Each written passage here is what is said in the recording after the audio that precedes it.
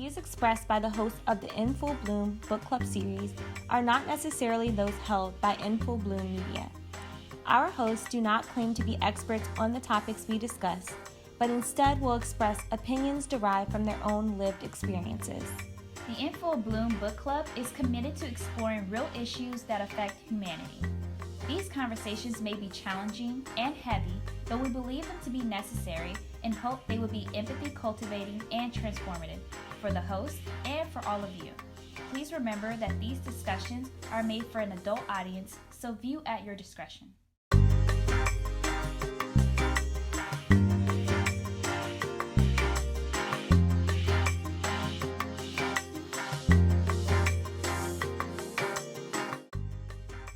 Welcome back, you all. I'm so excited to be talking with you all. We're at the end of the book. Pretty exciting. We've learned a lot about Whitney's character. We've learned a lot about, there are a lot of different things that come up. Addiction comes up for Whitney. There's kind of a reconciling or at least a work through like what their relationship looks like now. There's a lot more present focused. I think if I'm recalling right, y'all correct me if I'm wrong. But yeah, I'm excited to like get into it. So per usual, what are you all's just impressions of this portion? This is the point where things start to connect. For me at least. Yeah. I remember it when we talked about it in the first episode, when I talked about how the book was very poetic. And it was almost like in the poeticness of the tone, it was cold. And I feel like now that we're in this third part, we're in this massive transitional phase for Whitney, and it now becomes a very much, warmer, poetic narration. I think it becomes less poetic and more narration at this point. Yeah, it was like the first parts of it were describing, or they said it at the end of the book. They said that this is the it's the recollection of their memories about their childhood, and they said it at the end of the book that they purposely didn't fix anything once they realized that details had changed or they had remembered wrong, because the whole point is supposed to be the recollection. And I think that's why it's so cold, like you said. And then this is the part where like they're making the connections into their current life, and I feel like that's why it feels warmer now, is like it's going from memory into, you know, their current process and their current life and how they're seeing everything right now, as opposed to how they were seeing their childhood. That's how I felt with it, at least. I think, Bridget, I agree with you that maybe some of that has to do with an intentional effort to like juxtapose the events that Whitney recalls vividly about what happened in the more, you know, recent past versus the feelings, the emotions, the sensations that are left with Whitney about what's happened, you know, in childhood, for example. And so I think that's interesting. But I was interested in you all's thoughts about Whitney's decision to keep in the potential inaccuracies about how they recollected the way that they remembered these past events. What do you all think about that decision on Whitney's part? What do you mean? Well, so I was really excited about it because it kind of felt like therapy to me. Like when you're going, and I don't know if you guys have been in therapy or anything, and so I'm just going to talk from a perspective as if you guys haven't, but when you go through therapy, the focus isn't on the facts. And that's really hard for me specifically, because I love the facts. I like, this is what happens and this is exactly how it happened. And I have a really hard time when I don't know exactly what happened. And so it kind of felt like therapy, and that reminder from my therapist that I've gotten that it doesn't matter what the actual, what actually happened, right? It doesn't matter if it's like from point A to point B and this is what happened. What matters is how you remember it and how that affected you because of how you remember it. It felt like such an intentional choice to be therapeutic about it to me, because it was talking about how their memory of it directly affected their life later, and how those memories are what's, you know, the points that they pull back to now. It actually brought up the one you had mentioned in one of the last episodes, the water park scene, right? And how you were talking about how it felt so weird and it like didn't really make sense. And I almost wonder if that's one of those times that they're talking about where they didn't fix it because what mattered is how that water park event affected them, not directly if that's, you know, not if that's directly how it happened. Yeah. So there's like an aspect of, I think, any type of art that is for the artist and then for the consumer, right? And so I think most artists have a certain awareness, or a lot of artists, especially if they're intending to profit from it, have a certain understanding of what their consumers expect and want and desire.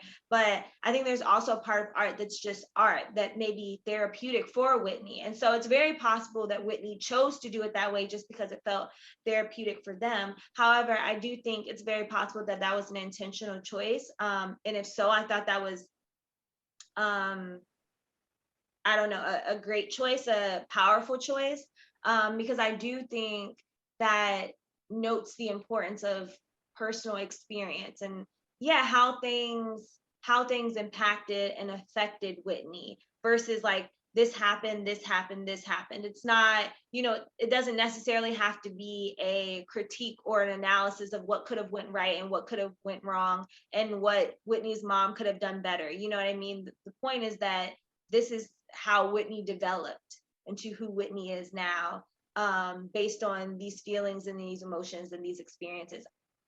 I think it would be almost impossible to correct. I correct the inaccuracies because my perception is my reality of what happened, which is similar for you, right? And I don't think that we can separate our recollection from our perception. I don't think that we have the ability to look at it 100% neutral, because it's still tied to somebody. We're still having to see it from our own neutral perspective, and there's still like limitations, and I think we have our own bias for ourselves where we are more lenient than we would still be with somebody else who may have hurt us or made us feel some type of way. And so I think that it's difficult. So even if you could go back, or even if somebody could correct, it's their recollection of what happened. So it's still not the same. Now we're trying to figure out where the overlap is and kind of what is actually what happened. You know? My first question here is that I want to kind of review this quote that we have. So it says, I had a dream not long ago about a long corded phone covered in crepe. Am I saying that right? Crepe streamers. In the dream, I eat my own hand like an Ouroboros. Yeah? Okay. I used to have the same dream as a kid, except it was a snake, like the Nokia cell phone game going across a white screen. That was it.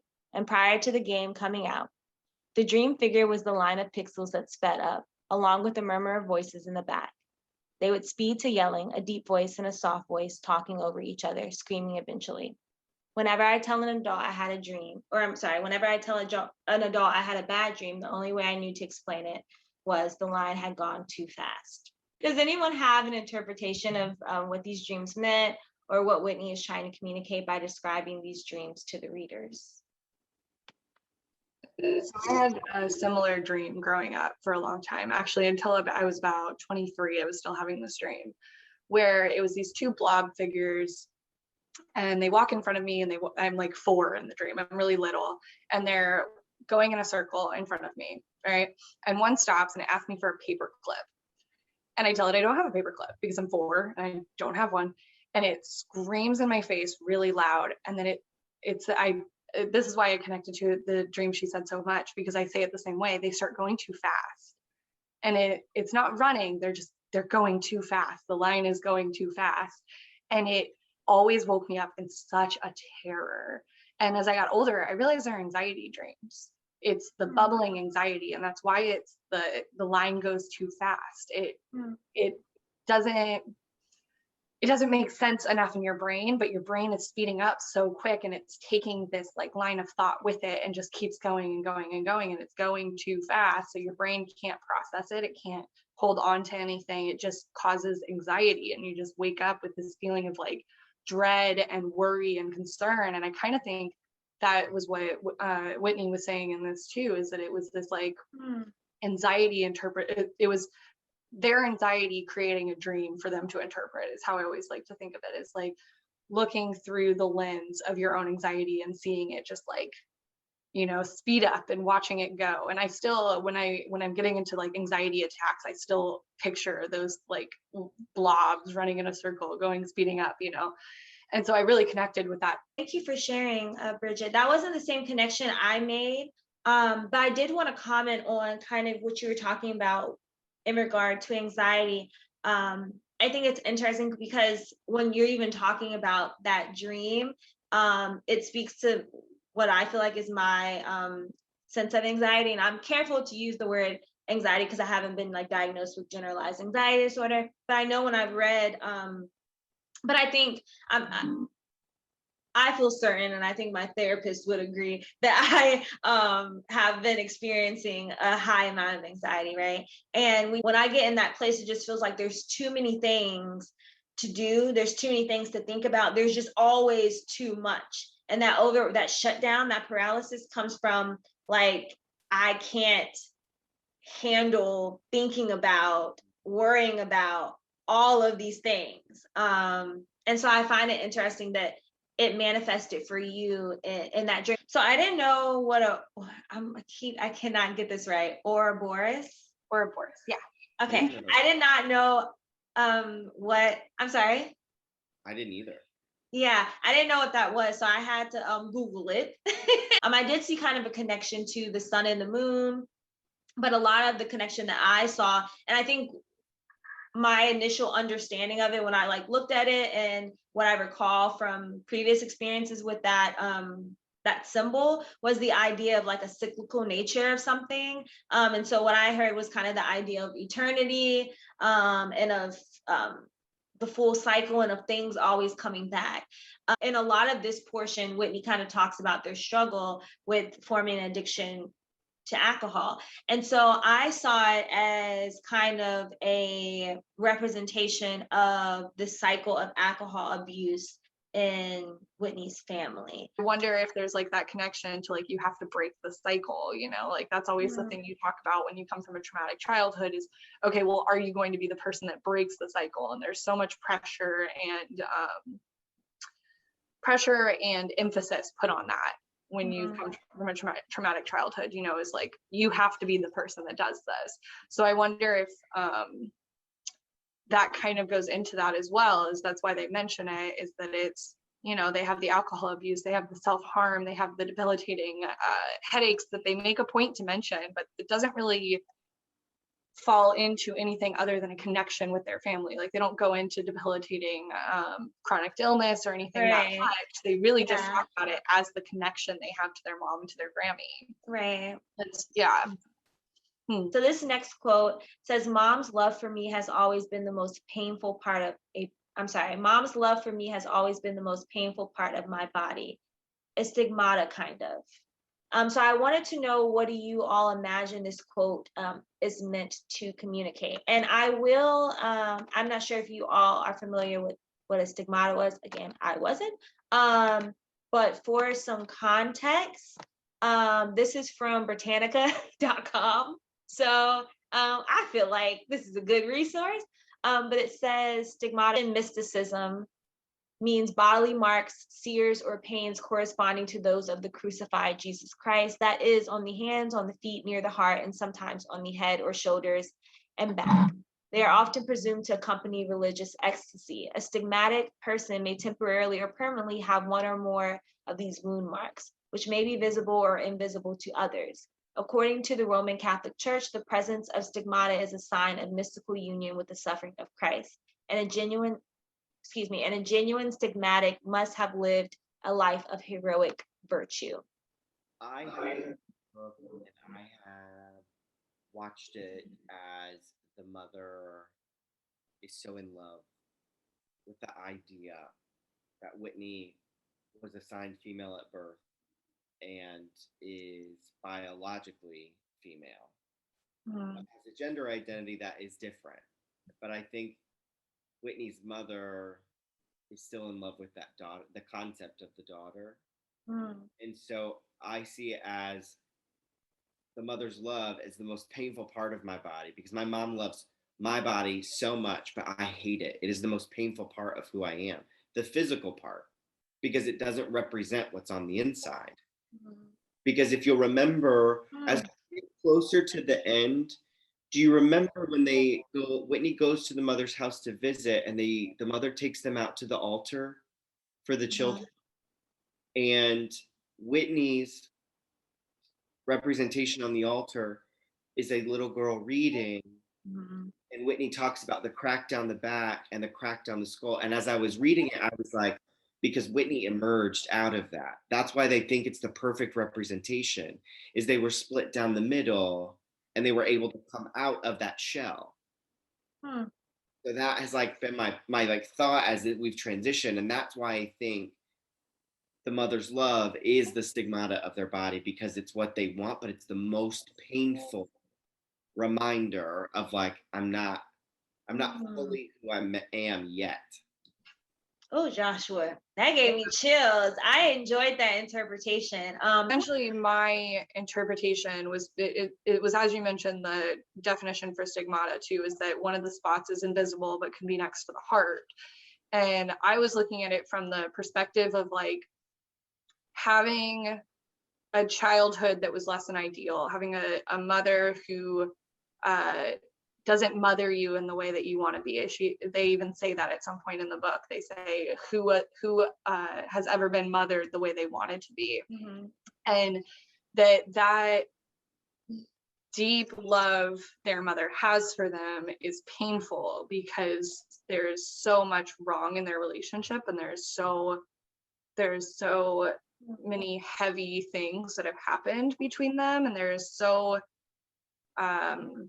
their mother's understanding of them is so limited. You know, it's in the ways that they want to tell so much more about their story and their life to their mom, but then she's not available to even be told those things, because she's, you know, off in her own world, and she's trying to prove so much to Whitney in that like she is better now, that she's not allowing any room for that kind of relationship to grow. It is always going to be based around her addiction to some level.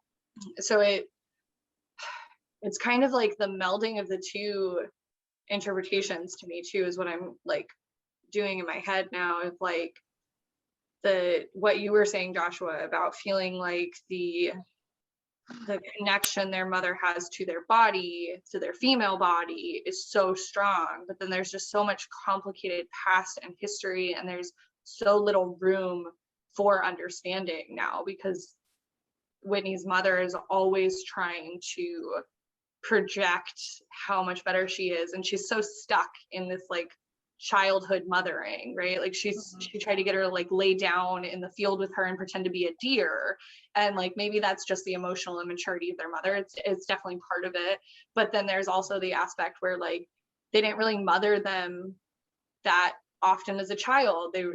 Whitney's mother was doing a lot of other things, you know, so now she's trying to like pull back that level of mothering, and it's just painful and it's uncomfortable and it's unsettling, because it's not an adult relationship. My first thought was that the pain felt sacrificial in some way, just because of the relation to Jesus Christ and and him being crucified.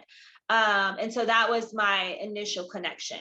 And I think there is kind of a sacrifice in spending time with their mother, and Whitney spending time with their mother. There's a sacrifice they have to make in, you know, even in kind of the last interaction or conversation that Whitney described. Whitney talked about wanting to express like what's going on in their life and wanting to kind of have that relationship. I think in having to develop this relationship while recognizing that some of their desires for that nurturing is may not be met, you know, and also just dealing with the pains of what a relationship with them looks like, and them having to kind of play a parental role for their mother. All of that seems sacrificial in some way. And Joshua, there was something that you said, oh, I was loved about that interpretation, was the idea that, and you've kind of brought this up before in some way, but the idea that we look at this exploration of an individual's experience, which includes their trans experience, right? And their journey, and understanding how they identify and understanding their identity, right? And the assumption is that anyone who's trans has this major conflict with their body, that has this major feeling of disgust or disdain. And I love that you brought up earlier in the season that I interpreted this as Whitney actually having a certain sense of pride in their body, or at least a sense of, no, I have acceptance of what this is, and this is perfect in its connection to my grandmother, and you know, a whole bunch of things. It's just not how I identify. It doesn't align with how I view myself, right? And I thought that was very interesting. And that's come up a few other times when Whitney kind of talked about different researchers and different trans people's experiences. And I think here it's almost, it feels like an ironic statement, almost, in saying that as a trans person, the thing I hate most, or the most painful part of being in this body, is not necessarily my boobs or my genitalia or anything that's associated with, you know, female, are not these things that you may assume. It's other people's connection to that identity. Yeah. That's the painful part. The way I imagine myself to be received by other people, the way I imagine I may have disappointed other people, like that's what's so painful about my body. That's what gives me the potential ill feelings or conflict about my body. Well, it's like why the DSM changed, right? It used to list being trans as a disorder in its own right, but really where the disorder part of it comes in is in those deep connections to your family and your community and everything no longer accepting you. And that's where like now body dysmorphia is even diagnosed, is when the external factors are causing you so much internal conflict that now you're having to seek out professional help. It's not in that your feelings about your body are, you know, so wrong. It's that everybody is putting so much external pressure and stress on a trans person that it is making them have anxiety or depression or, you know, a list of mental illness. That's why the DSM changed. I hope I'm saying this in a way that works, because it is such a complicated topic and I'm obviously not a psychologist. That was such a big moment, was when the DSM changed, and it was like, no, we're wrong. We've been thinking about this wrong. It's not them, it's us, you know? I think to circle back to Tia's point, when you talked about the quote, meaning like the use of the word stigmata as like a connection to sacrificial, I think that that's appropriate here too, because Whitney had to sacrifice the connection that everybody else had to their former self to feel in their identity to their new self, right? And I think that it's an appropriate term. I think we get into this section. I don't know if we've given a trigger warning yet for this episode, but we are getting, this section does deal heavily with suicide, and I think, like, you know, they talk about cutting themselves. Yeah. And they talk about their wrists, and they talk about their hands quite a bit, the cuts on their hands. Yeah. Right? There are very vivid imagery parts about their mom rubbing a cut on their hand and the blood seeping out, right? And it's fresh, that it's still there. And I think that when the stigmata, right, when you just gave that definition, it talks about the hands and the feet. All right. Whitney was not like in the crucifix, but focusing on their hands a lot. And I guess the last point that I really wanted to make was back to the altar and the statue of the little girl reading with the crack down her back. a good imagery, not a good imagery, an imagery that's often used for the trans community is a butterfly. And I often think, like, I thought of that imagery of the little girl reading and the crack down the middle was like the cocoon had cracked open and the butterfly came out. And that's when Whitney had said, it is the perfect thing for me in this altered, is the perfect representation. Kind of gonna, this is a more personal or reflective question. I wanted to point out this quote. It says, like, don't touch me except touch is all I want. Look, this is what I always want. Look, this want is who I am. So I interpret this quote as Whitney suggesting that this desire to feel loved and valued and cared for, or to experience a certain degree of emotional intimacy, is a driving force for them. So I wanted to know, what, if anything, would you all identify as a need or desire that has been a driving force for you throughout your life? Stability. Stability is mine. So I will not say that I had a bad childhood. I had a very good childhood, and I, had lots of happy times, but I had a very chaotic childhood. I have 3 older sisters, and they're quite a bit older than me. The youngest of the 3 is 6 years older than me. The oldest of the 3 is 13 years older than me. And my little brother is in the mix too. So he's 15 years from the oldest. And they went through a lot before me and my brother even showed up. They they had a really rough time. My parents did not have a lot of money. By the time we came along, we had more stability, but my 3 older sisters did not experience that same stability that we had in childhood. So they, I don't want to say acted out, but that's kind of the way you think about it as teenagers. And it was chaotic and hectic, and it was a lot of yelling. We're a really loud family all together. So with 5 kids and 2 adults, that's a lot of yelling, a lot of screaming. When there were fights, the fights were bad. So I wanted out of the chaos. And that was all I wanted for most of my life. I just wanted not to be in chaos. So I moved 3,000 miles across country and did everything myself and tried to control every situation. And it put me in situations that no one really should ever end up in, because I was 19 and my choices were not sound. They were just driven by this need for stability and this desire to be independent of the chaos. And it led to me getting married at a very young age and into a marriage that I should not have been in, because the person was not emotionally supportive. Or I sat with it recently. I was feeling bored, is the best way to say it. I was like, I'm like bored. And I took out my journal and I wrote about it. And I was like, I don't understand this boredom feelings. I'm in such a happy relationship now. I have a great apartment with my cat and my dog. And I'm like, I'm so bored though. Why am I bored? And it's contentment. It's that there's no chaos.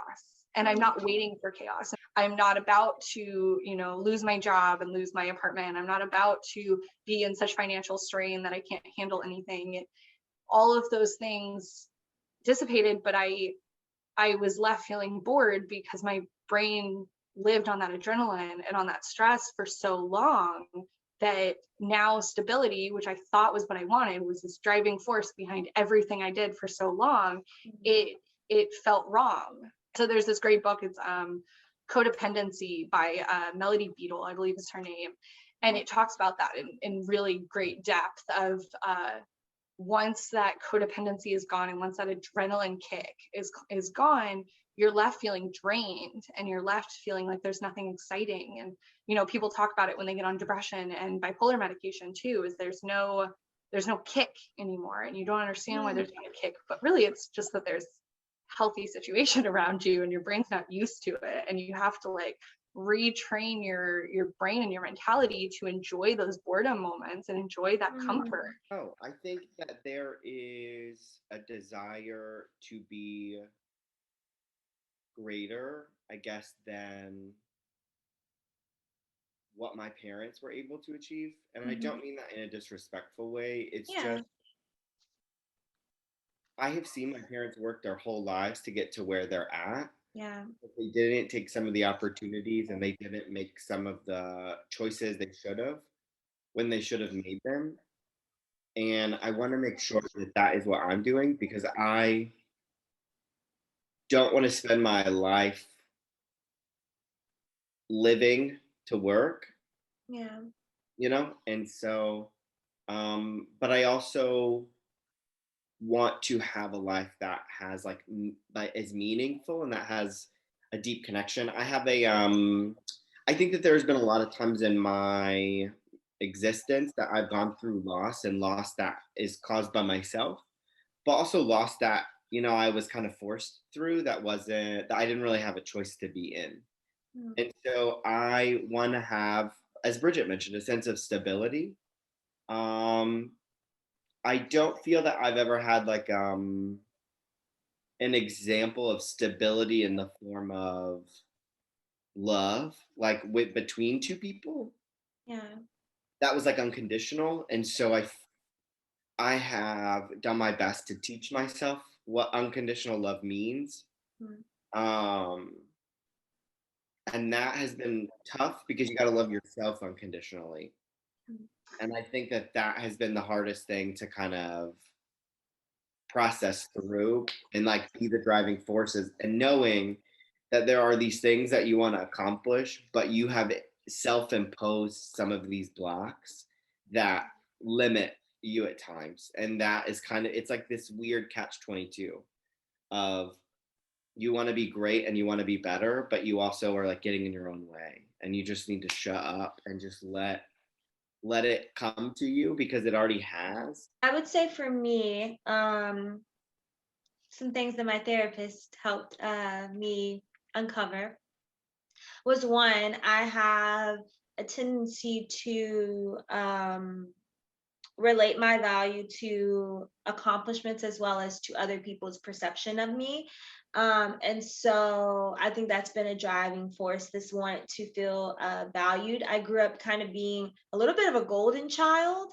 And so I think I had that teacher's pet, people pleasing tendency about me.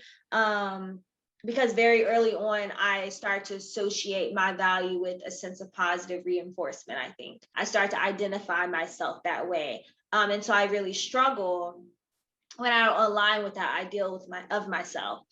So our last question is that the story ends with Whitney discussing the progress their dog has made in regard to being timid and scared and not very playful when Whitney initially had the dog. And then later, having this moment where they start being playful. I wanted to know, how do you believe this description is related to Whitney, or Whitney's mom, or the dynamic between Whitney and their mom? Or do you believe it's connected at all? I think that when Whitney is talking with the vet and telling the vet the story of the dog, and the vet finally says, "I think it's time for a new story."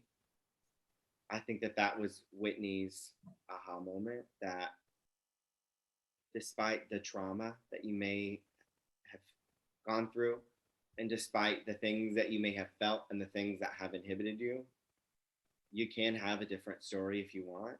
All you have to do is start taking a change, like just rewriting it, right? And I think that that is what Whitney did. And I think the dog is a representation of Whitney, in that Whitney starts this whole story and look into their life cold and timid and scared and unsure. And we end the story in a very firm, confident, visible place as a trans person in their identity, confident and successful and loving themselves. Yeah. No, Oh, so it's wow. so true. The story you tell yourself about how you got to the place you are affects how you perceive yourself. It affects how you love yourself. It affects everything. And if you can't rewrite it so that it's not this tragedy, then it's affecting you every time you think about it. And they talked about when you pet the dog, when you give her comfort, do you feel their like sympathy? Do you feel sympathy for it while you're doing that? Do you pity it? And if you're constantly pitying yourself and you're constantly saying, oh, woe is me, I'm so sorry that this is where my life ended up because of all these things that happened to me or all these choices I made, then you're kind of getting into this like self-fulfilling prophecy where like that's how you're going to keep feeling. Where if you can go and say, you know, like I rewrote panic attacks for myself. Because I used to think like, oh God, it makes me so weak. It's such a terrible thing that I do this, that like I get into this fight or flight or freeze and I can't handle anything. How terrible. And then one day I was like driving my car and I was like monologuing to myself because I don't have enough friends. And it was like, no, forget that. Like, how incredible is it that my brain goes into fight or flight or freeze and I can talk it out of that? I can literally tell my brain, like, no, you're being crazy and you stop that, and like literally walk myself down from a panic attack. How incredibly strong is it that people are able to do that, that you're able to take this thing and you're able to change your brain chemistry just through your inner thoughts? Like, that's insanely strong. And changing it to that gave me control over it too. Yeah, that takes incredible strength. And Bridget, girl, like, and I hope this doesn't come off insensitive to other people's experiences with anxiety. If we were in the wild somewhere, listen, we be the reason people are surviving in these streets because we be on it. Yeah, alert up. Yeah, I've got that hyper focus. Like, I got it. I'll take care of things. For sure. And I think I've also had the same experience with embracing my experiences with anxiety a little bit. It's been more of a challenge more recently in my late 20s, but I think I, you know, had on the edge of anxiety for a lot of my life. And at one point it worked to like, it felt like a propelling force, you know what I mean? The sense of gotta do this, gotta get it done, which sometimes, I don't know, was the energy that helped me be more cautious and more conscientious of certain things and more aware of certain things, and, you know, helped motivate, you know what I mean? And so there are some really, you know, in my opinion, some really beautiful sides of that as well. It is about like understanding what anxiety is and why it really showed up in our, you know, existence to begin with. It's like you said, if we were in the wild, we'd be good. There's a reason anxiety exists, and it's about figuring out the difference between trusting your gut and anxiety that's irrational, and figuring out where it is, you know, creating the different links in your brain. And it's just it's so incredibly specific in its power. Well, this was really exciting. I'm so happy again to have shared this space with you all. We'll do the book wrap up next time, and we'll be able to talk about our full understanding